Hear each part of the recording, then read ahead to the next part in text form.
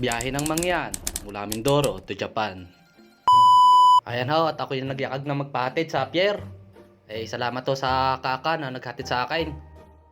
At bandang alauna ho, nang ako makasakay na sa barko. Di ari na ho, naging aking paglalaot. Mga 3 oras ho ang aking biyahe bago makarating dyan sa pier ng Batangas. Oh. Sa paglalakbay kong yon, ako medyo nahirapan nga. Kita nyo naman ang aking bagay pagkalalakay.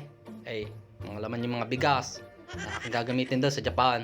At ari na ho, nakasakay na nga ho ako din sa bus. Sa paglalakbay kong ari doon na lang ho tayo bababa sa PTEX. Doon lang ho ang malapit sa Terminal 1. Tinapot na nga ho ako ng gabi na traffic pa. Siguro nga ho ako'y makakarating sa Terminal 1 ng mga bandang alas 7 o alas 8. Pagka ganito ang traffic, ako makikita nyo. Kasarap. Nang makita ko na ang Terminal 1. Dito medyo nakaluwag-luwag na ang aking damdamin. Sa gawihong are, talaga namang makikita nating safe. Kita nyo naman. Tapos maligayang Pasko. At hindi ako dyan magpapasko sa Pilipinas. Doon na lang ho sa Japan. Sa akin nga ho pala ang paglalakbay. Hindi lang ako nag-iisa. Ari ho ang aking partner. Pagkarating niya, yun ho. Binalibag na ang aming bagahe. Yun. Kinuha na po namin ang aming ticket. At sa boarding gate na lang ho kami magpapahinga. Gumenggeng pa. Meet my partner. At dahil nga ho napaga ang aming dating dito sa airport, napagpasyahan ho muna namin magpahinga. Ako naman hindi makatulog at hindi ko naman maintindihan ang aking nararamdaman.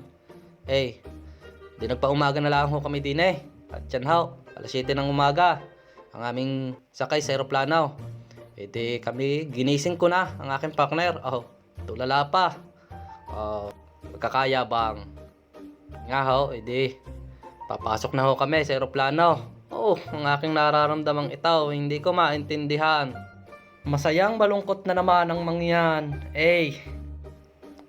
Tara na, papasok sa pangarap. Sa puntong are, kami nakaupo na ho. Makakapagpahinga na ho kami ng ayos.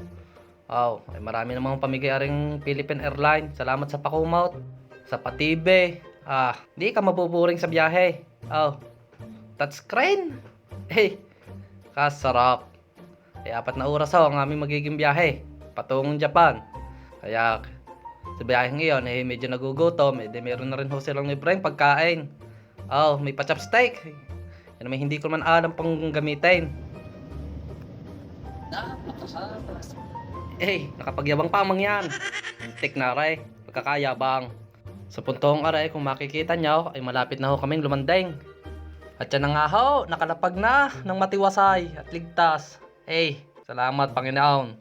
At hindi pa ho dyan natatapos ang aming biyahe. 3 train pa ang aming aalapawan bago makarating doon sa aming titirahan. Pagka-2 lane. Talaga pinagmamalaki ng Japan ang kanilang train. At yan nga po pala ang sumundo sa amin si Ma'am Tire. Salamat po. Kita nyo? Inabot na kami ng gabi sa aming paglalakbay.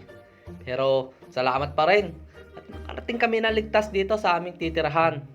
Bale 8 araw nga po pala kami dito mag-i-stay. Pero sagot pa rin naman yan ang kumpanya at wala rin kaming gagastusin. Paano kaibigan? Salamat. At sinamahan mo ako sa aming paglalakbay. Lagi kayong mag-iingat. Thank you and be grateful.